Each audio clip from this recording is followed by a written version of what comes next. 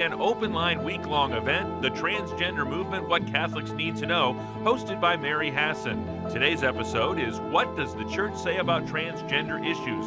With Dr. Theresa Farnan, founding member of the Person and Identity Project.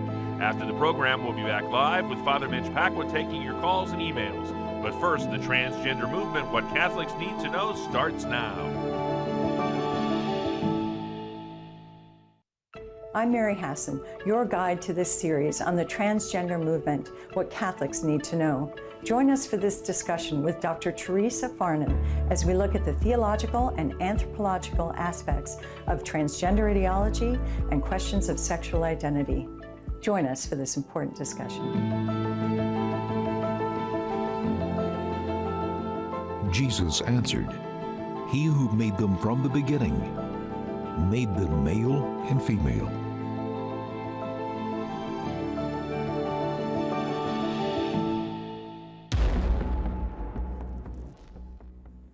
Theresa, welcome. I'm delighted to be here.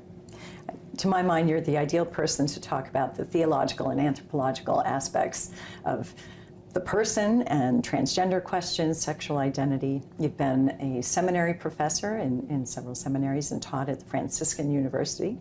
You're a master catechist. You're also a mom of 10.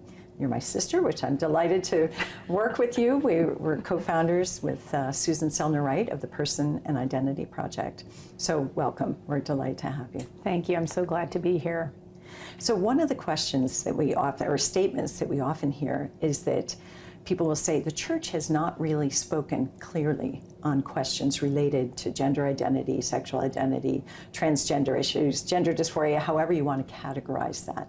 Is that true? What do we need to know? Yeah, that is not true. The church has really clear teaching on this issue. And it's interesting because the Catechism of the Catholic Church was first published in 1992. And in the Catechism of the Catholic Church, there's a section that talks about how each of us is called to accept his or her sexual identity. And the phrase, that particular phrase, sexual identity, is so important because it conveys that you as a person are an embodied human being, body and soul, but created either male or female. And so your biological sex is something that can't be just rejected or discarded, but it's integral to who you are. So even back in 1992, the Catholic Church was affirming the importance of that truth. And since then, in intervening years, beginning with Pope Benedict in his Christmas address to the Curia, where he talked about the dangers of gender ideology, and then continuing throughout the pontificate of Pope Francis, we've had very clear guidance from the Catholic Church. So what did Pope Benedict say? Pope Benedict warned about the dangers of gender ideology and how it undermines our understanding of who we are as a human being, right?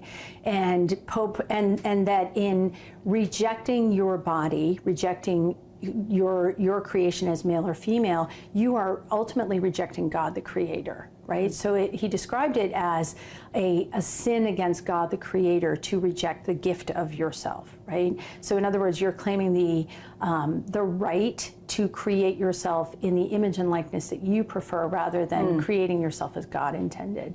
And then Pope Francis. And then Pope Francis has spoken specifically on this issue, first in his encyclical Laudato Si, where he described human ecology as kind of the first and most important step for an authentic environmentalism. In other words, you can't claim to be someone who is in favor of preserving and protecting the environment and cherishing all of creation if you're at the same time rejecting the gift of your own creation. And so he calls us to accept our own human ecology, that we're created either male or female, and that your body is an important part of this human ecology.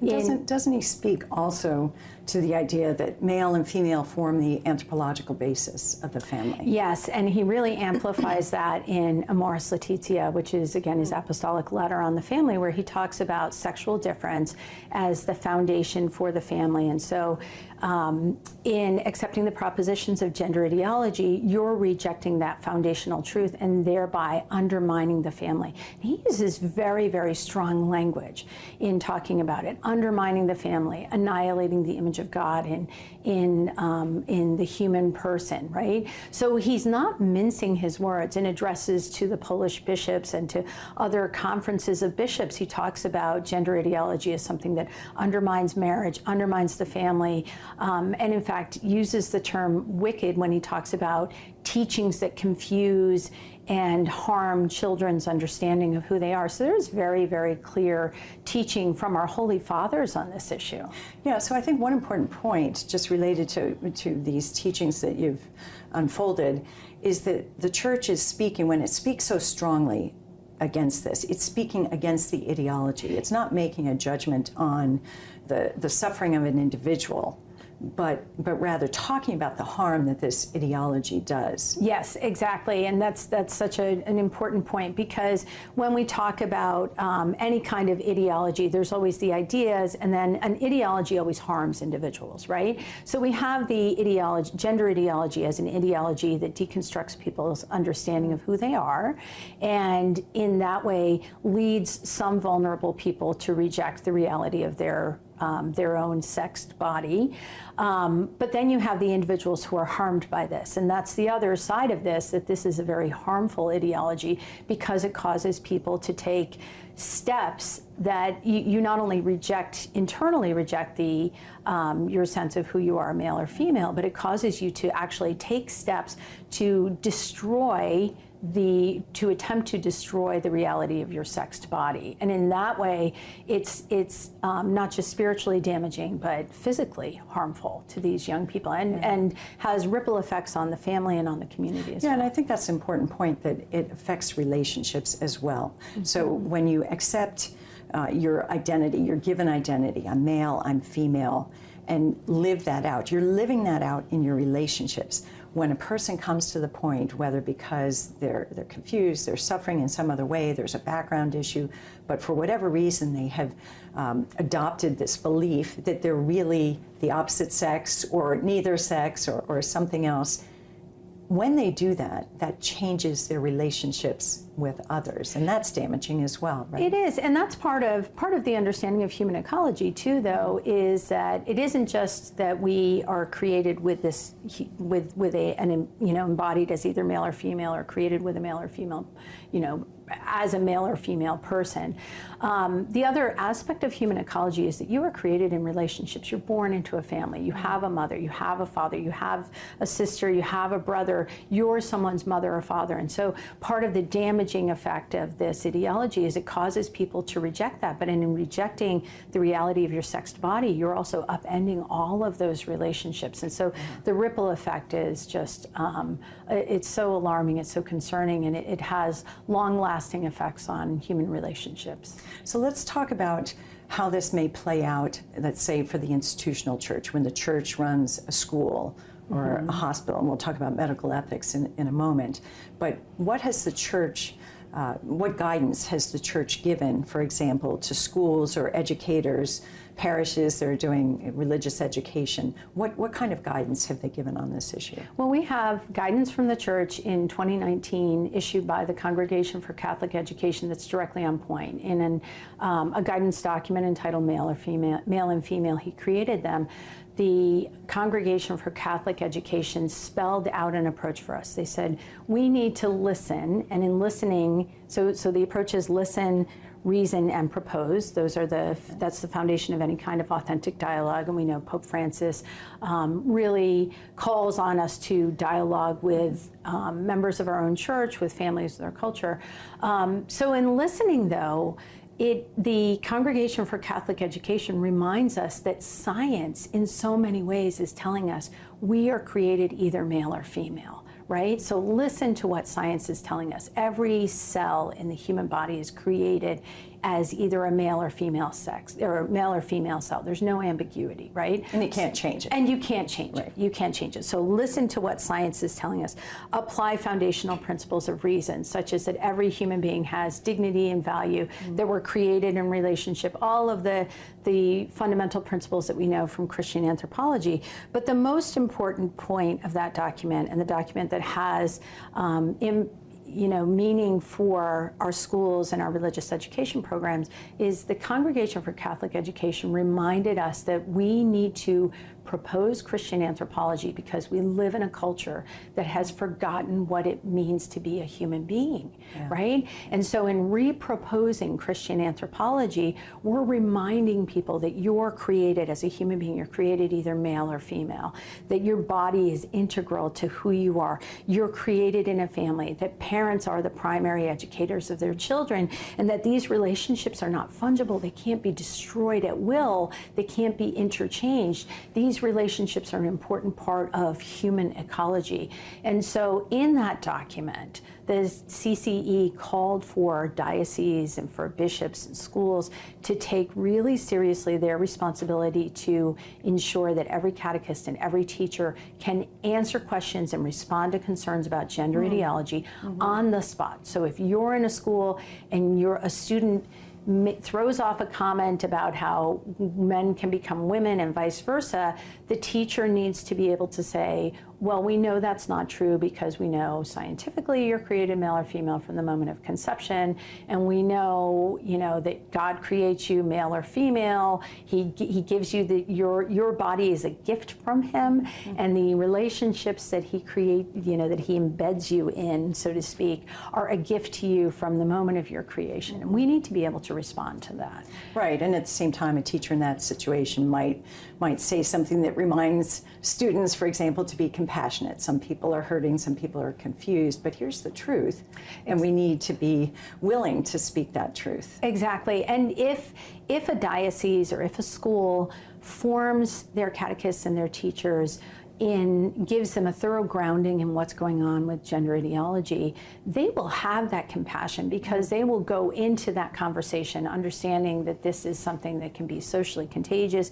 It deconstructs the child's understanding of who they are. It causes great medical and social harm. It causes harm to relationships. So with that in the back of their mind, I think it will be easier for teachers to be able to give a clear response with compassion, and that's what we're striving for. Yeah, and that confidence in the Church's teaching. So let's switch gears a little bit and talk about medical ethics. So one of the key issues that arises when we're talking about transgender issues is this concept of gender transition, which really is an attempt to alter the body, to alter its functions in a way so that the body will reflect the image or the desires of the person, because the person is feeling like they don't match up with their body. So what can you tell us about the Church's teaching in terms of medical ethics regarding so-called gender transitions, these hormonal and surgical interventions to change the body to match those inner feelings? Sure. Well, the most important thing to keep in mind is that when we're talking about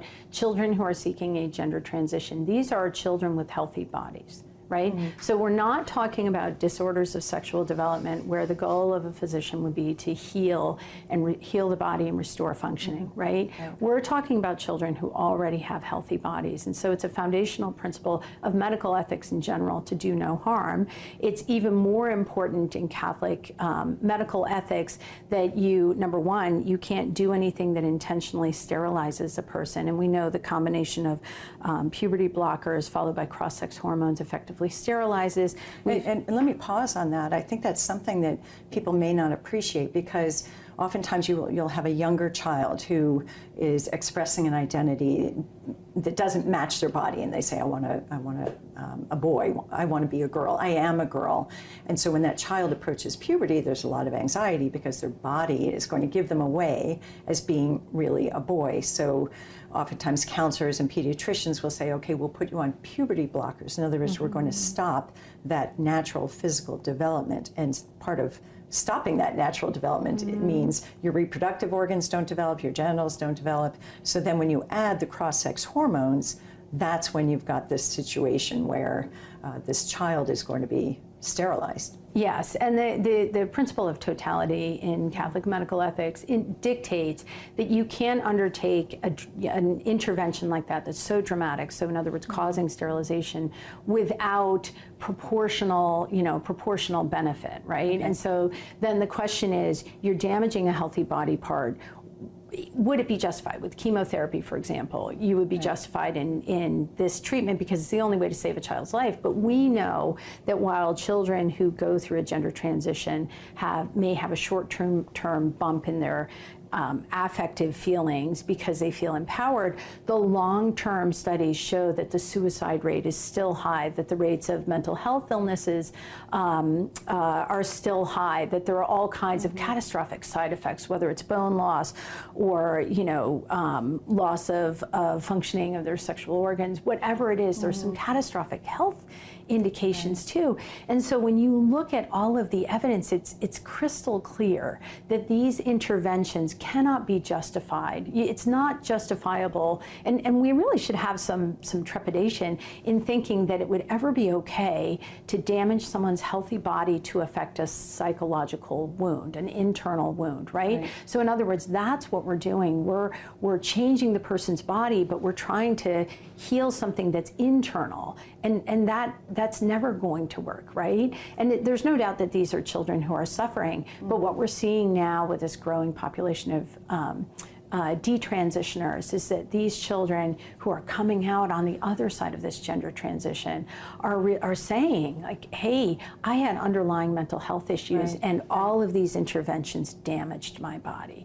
And so that supports the Catholic teaching that it's not permissible to mutilate a body or to harm a healthy body in order to address a psychosocial wound. Right, and at the same time, a person who's suffering, let's take an adolescent who is feeling so uncomfortable with their body, or they're feeling depressed about their identity, and they're confused. They feel like they don't fit in. The church isn't saying, we have nothing for you, right? And psychology wouldn't say, we have nothing for you. Right. So what are some alternative ways that those situations can be addressed? If you're not going to go that medical pathway, then how do we relieve that suffering over the long term? Obviously, it's not an overnight kind of solution. Yeah, I think the most important thing to keep in mind is that so many of these children who are coming into this have real suffering. They're really, really struggling. They're hurting, but they were hurting before they latched onto the idea of a gender transition,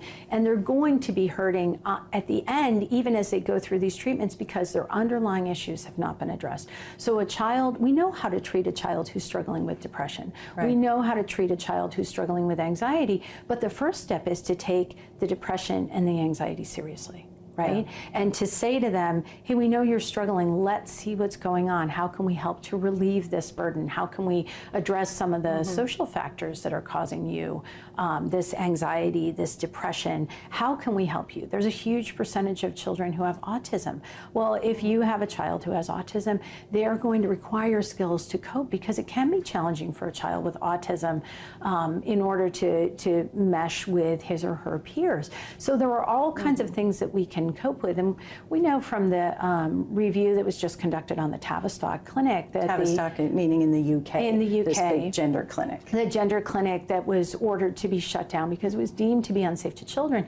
And one of the things that Hilary Cass, the pediatrician conducting the review, warned about was what she called diagnostic overshadowing. So in other words, as soon as a child asserts that transgender identity, it takes over and nothing else is addressed. So there's no exploration of the underlying psychological issues, trying to figure out what exactly is going on, looking at the child as a whole person with this complex background, experiences. None of that is typically, unfortunately, in gender-affirming care, none of that is unpacked. There's instead this hyper-focus on moving swiftly towards gender transition. And just as if you had somebody who is struggling with mental health issues, you would want them to not engage in self-harm while they're going through their treatment. You try to keep them safe and help them through this. Similarly, with a child who's struggling with confusion about his or her sexual identity, we need to keep them safe. Right? While we work on the underlying issues and get them through and be patient with that. So in just the last couple of minutes here before we close, remind us or unpack for us briefly, why is this so important to get the theology right, the anthropology right? Why is this so important to the church, but also to the faith of individuals? Yeah, the other thing that I think is underappreciated in this whole issue is the damaging effect this has on catechesis.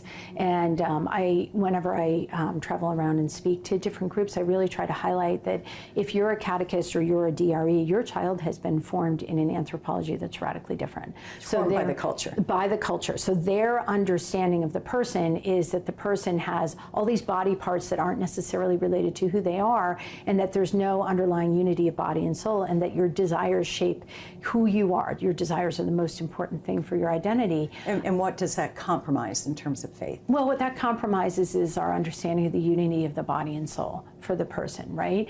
And our understanding of how we are created as an embodied person. That undermines foundational ideas such as the incarnation. How do we understand that Jesus Christ was incarnate, true God and true man, as a man, masculine, right. If we think that these body parts are fungible and have no meaning, right? How do we explain the church's teaching on marriage and family to our kids when they don't even think that sexual difference even matters? Right. How do we understand, how do we explain morality? How do we explain divine fatherhood? There's so many areas of catechesis that are impacted by this. So every child in the parish is affected by this, whether or not they profess a desire to go through a gender transition. So it's important to get it right. And thank you very much, Theresa, for helping us see the truth here. Thank you. What does the church teach us about what it means to be a human person? And in light of this, how should we view gender ideology?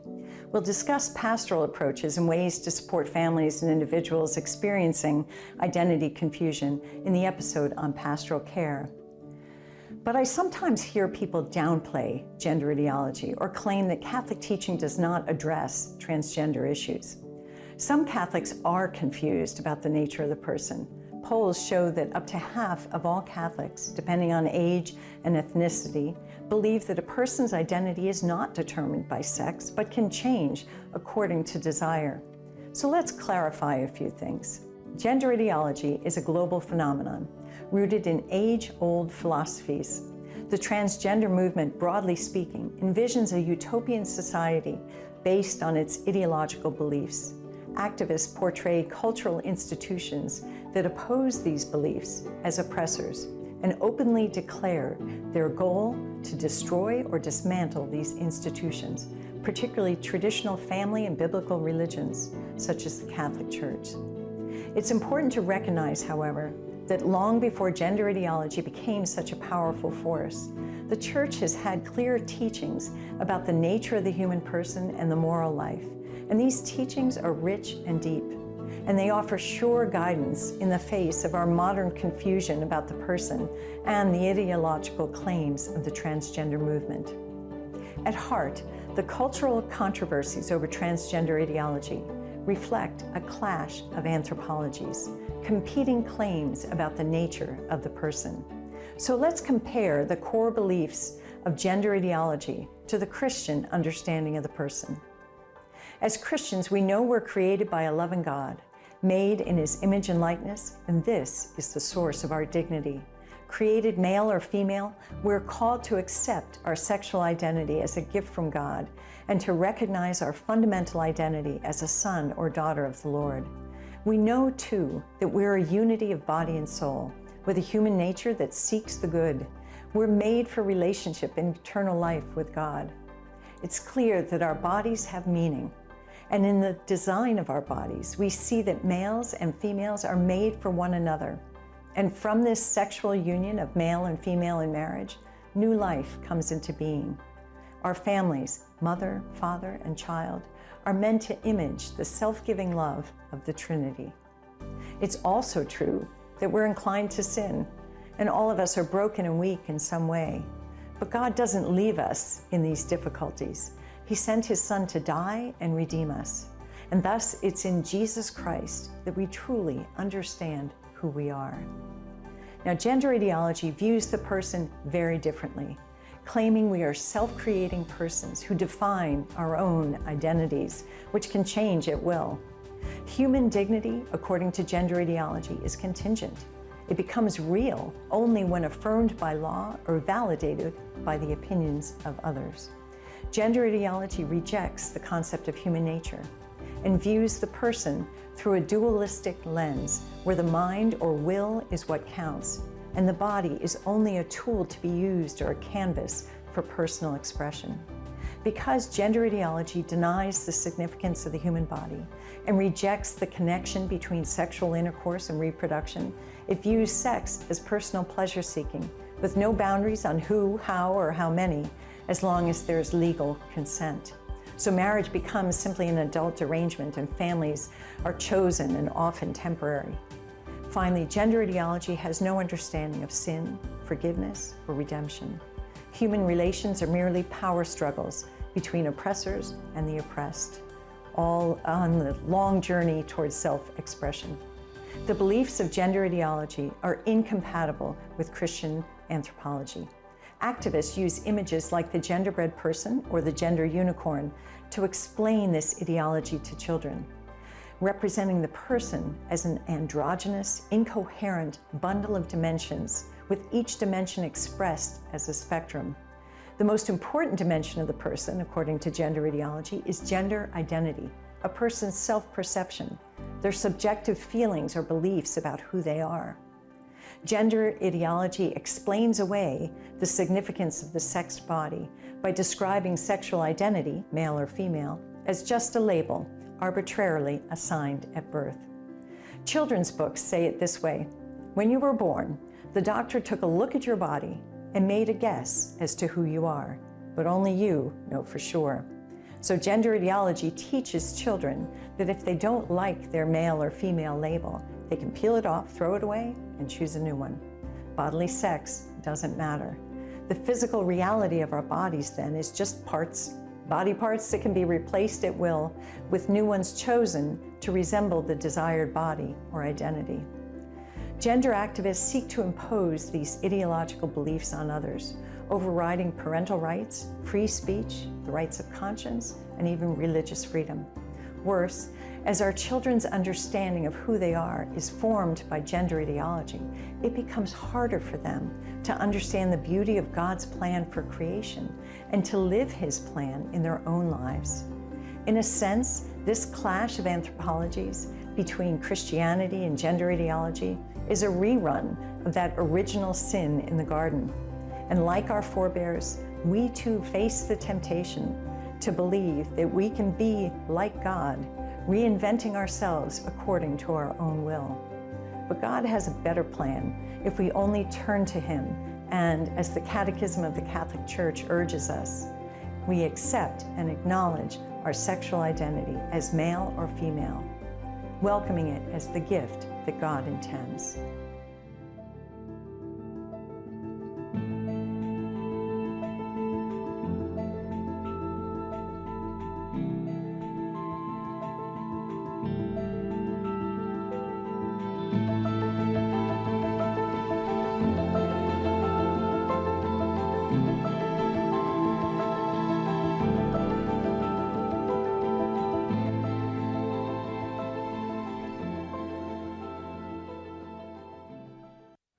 So that is today's episode of the Transgender Movement, What Catholics Need to Know. Another very enlightening discussion. If you'd like to be part of the conversation, Father Mitch is in the house, and we'd love to hear from you. The toll-free number is 833-288-EWTN. That's 833-288-3986. If you're outside the United States and Canada, that number is 1-205-271-2985, and we'll even put you straight to the front of the line at 1-205-271-2985. You can always send us an email by participating that way. Just send us an email to openline@ewtn.com. That's openline, all one word, at ewtn.com. And if you're watching us on YouTube or Facebook Live, we would love to interact with you in that way. Just simply type a question into the chat window, and it will find its way to us here, hopefully before the end of the program. Father Mitch, another great episode to this really timely and poignant mini-series that the network has put together with the cooperation of Mary Rice Hassan. And I thought it was interesting that they really started this episode by addressing really kind of the overarching myth of this whole thing, and that is that the church really doesn't have clear teaching on the issue of transgenderism. Right. It's not only clear teaching. It's what's important in what they were saying is that the teaching is part of the worldview. It's not as if the church said, oh, we don't like this. No. It's integral to our teaching about what it means to be human and what the incarnation of Christ and how Christ is restoring humanity back to the image and likeness of God. This is our goal. So it's clear principles that are inherent in the faith and not tacked on. These modern problems are not issues that we approach in some dictatorial way where it's a game of Simon Says, in our case, Simon Peter says, but it's rather, that we think these issues through to try to understand principle, but also to try to understand how we deal with individuals going through it as concrete persons. This is very, very important. And it is very important. In fact, Pope Benedict, as she mentioned, warned about the dangers of rejecting the gift of yourself from God. Yes. See, that's what I mean by the integrity of the Catholic position with the whole of the faith. You are created by God. Now, of course, your mother and father contribute, to your DNA, each one of them. And there is the physical reality. And yet, at that point, when the sperm enters into the ovum, the person is created, that there is a human soul created at that moment. And again, to enter into some of the arguments I've heard recently, even from the president, who should have had a better Catholic education, but he says that there's not a soul. No, we say that there's not a rational soul yet.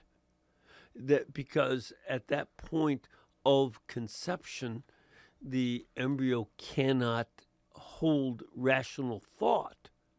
But that doesn't mean that there's not a soul. And so there's a soul that exists at that moment. It is unique to that person. And this is something that God has done so that you are a gift from God.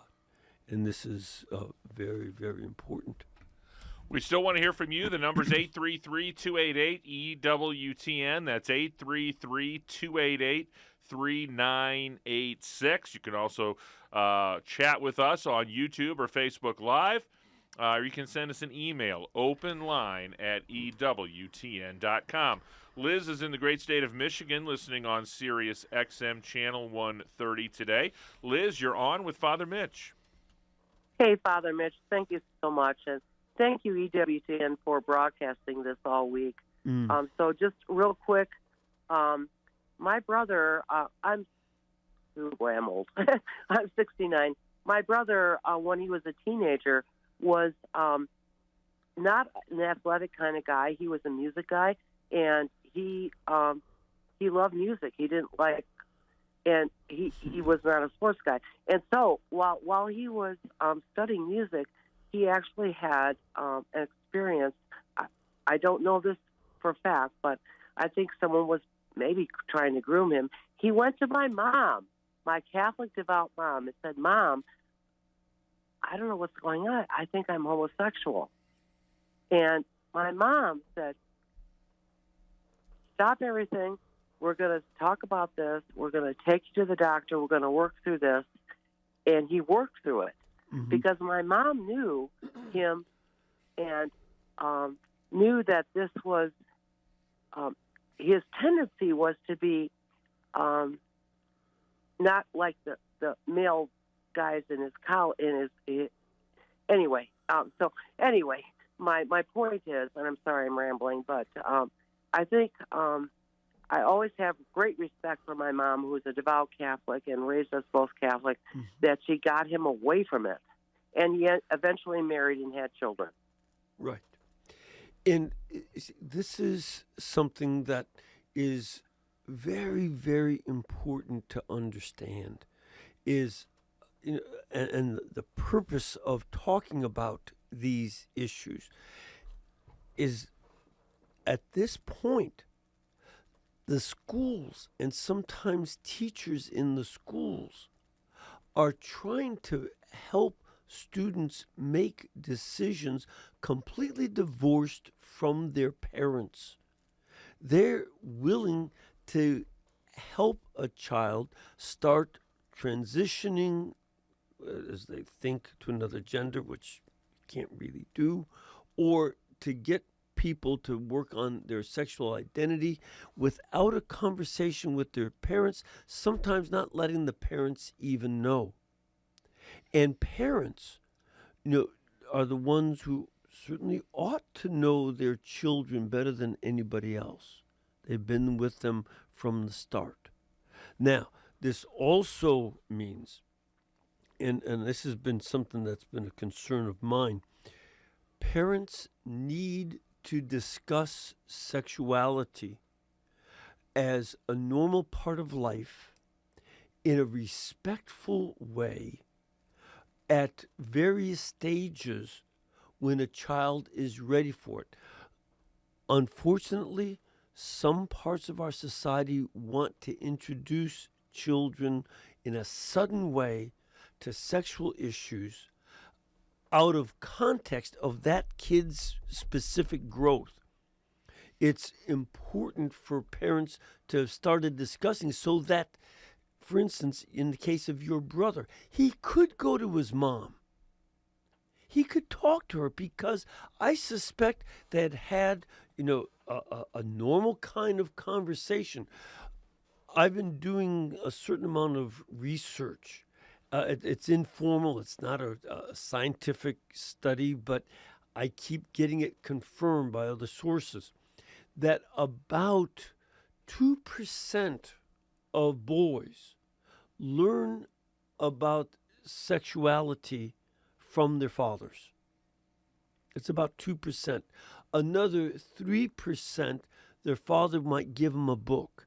I think girls learn a bit more because the kind of changes that they go through require hygienic change and development that they have to learn about, and their mom should be the one to do that. Boys seem to not learn from their dads. And that's not I don't think it's something that when a kid is 12 or 13, all of a sudden, wham, you dump all this information on him about what's happening in his body. I don't think that's right. It should be, like my friends who raised on ranches and farms are very familiar with the animal's sexual behavior. And they learn about, what it means when the cows are in estrus and the bulls are chasing them. And they talk about these, and you explain those issues to a kid. But you don't explain more than they can handle. And as a matter of fact, you answer every question they ask you. But when they start to get a blank look, you stop, because they can't absorb more. But that ends up making a conversation possible, whereas someone who is outside the family trying to introduce issues that may fit their own ideology, their own agenda, sometimes personal, but oftentimes cultural agenda.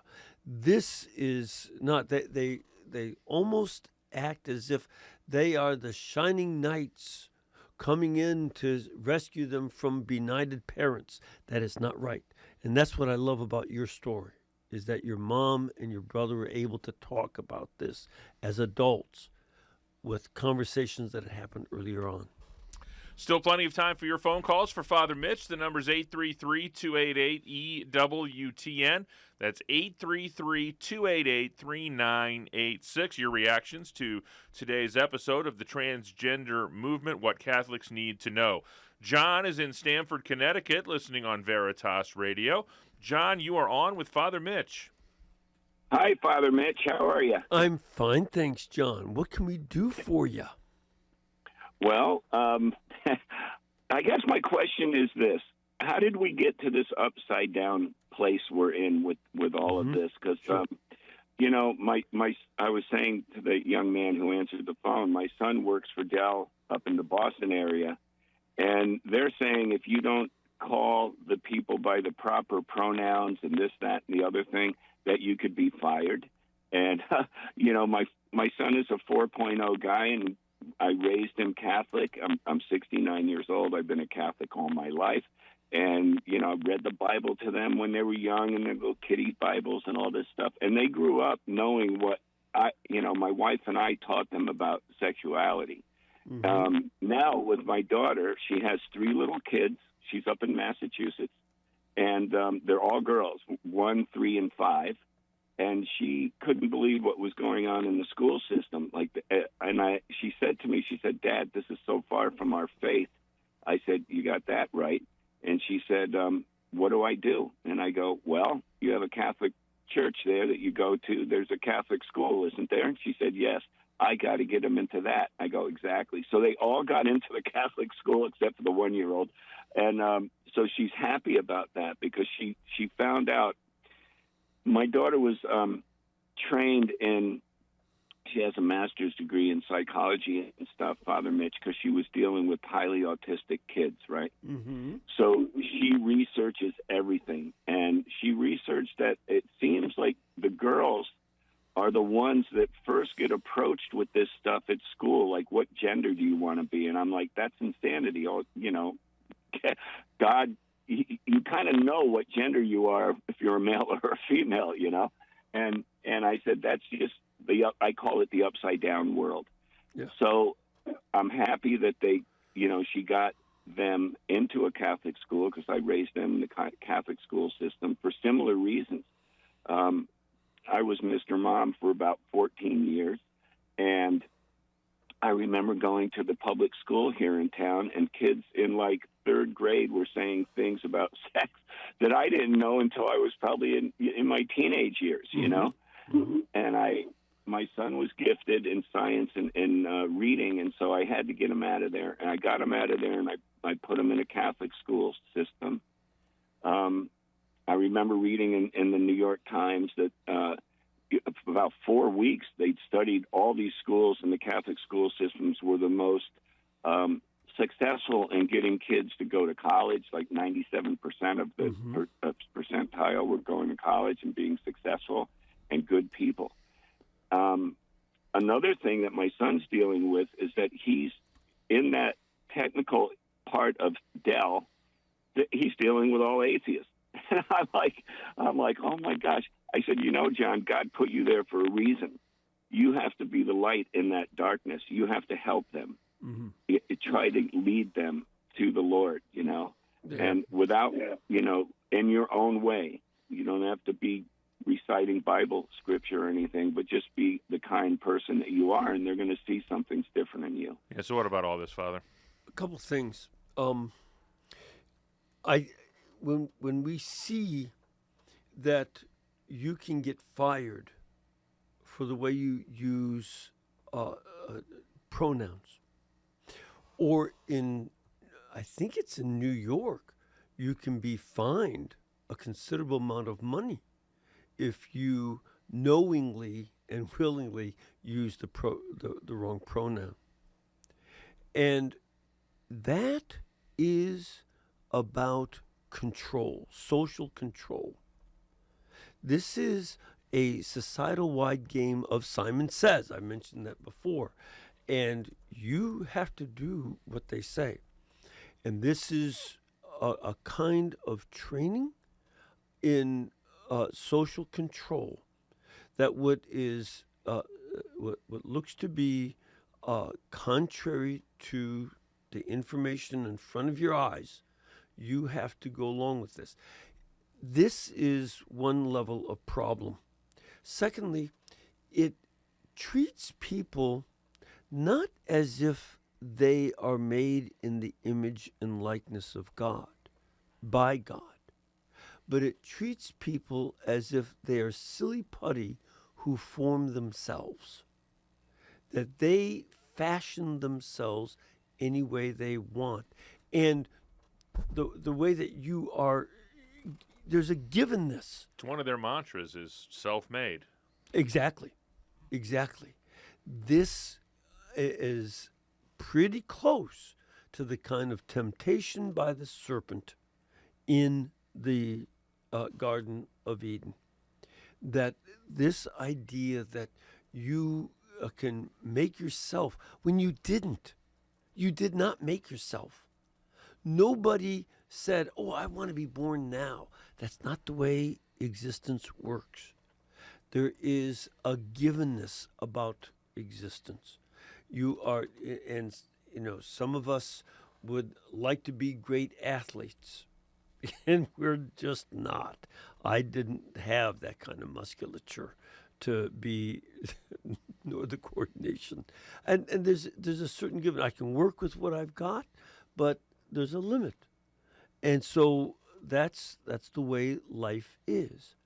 And accepting that givenness and working with the flaws and strengths is one issue. Another issue that concerns me, if you heard in the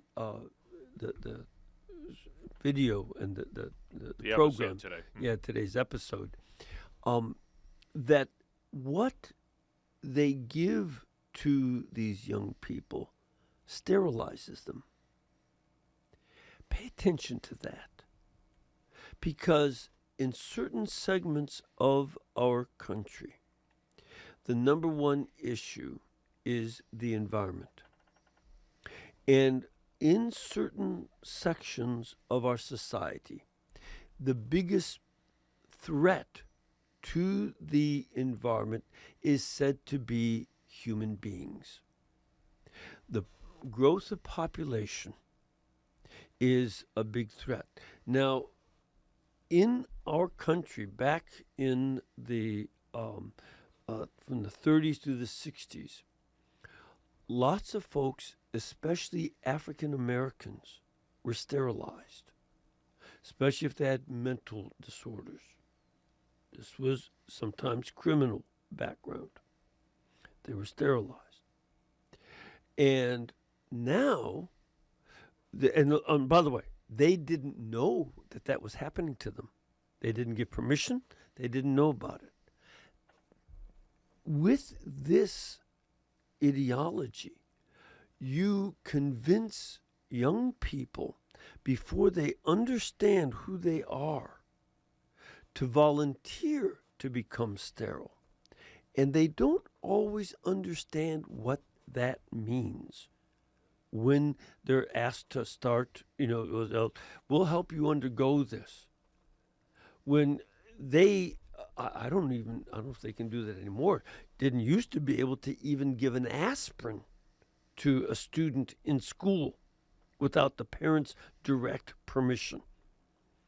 And to have and an aspirin is a fairly limited amount of time consequence, whereas this is a consequence for the rest of your life, and it is a very costly process because you cannot stop this process. You have to continue to take the hormone and other treatments for the rest of your life. This is, kids don't understand what the rest of your life means. They can barely see their way to getting 16 and getting a driver's license. They can barely see their way to 21 where they can go out and buy a drink legally. That's about as much as they think ahead. And to think about your whole life long, you will be sterile and you will be taking this expensive medicine program. And frankly, it is no wonder to me that one of the doctors who does this at Vanderbilt Hospital, shamefully, said this is a huge moneymaker. That may be part of the element.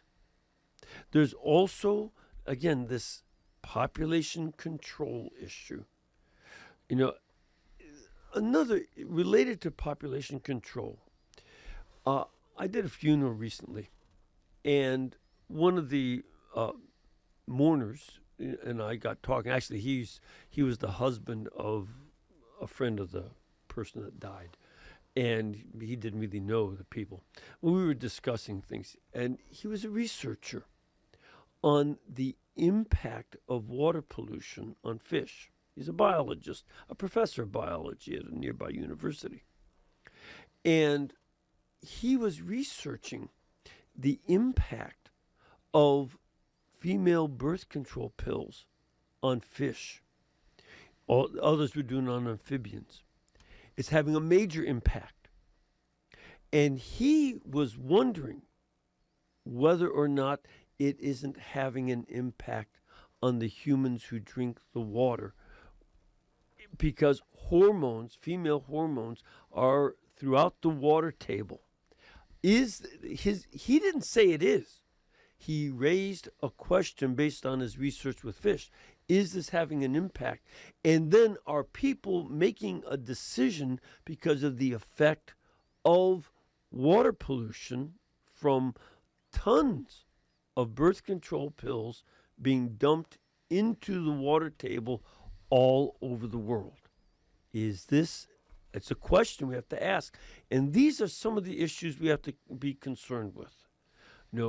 Is this part of an ideology to reduce population?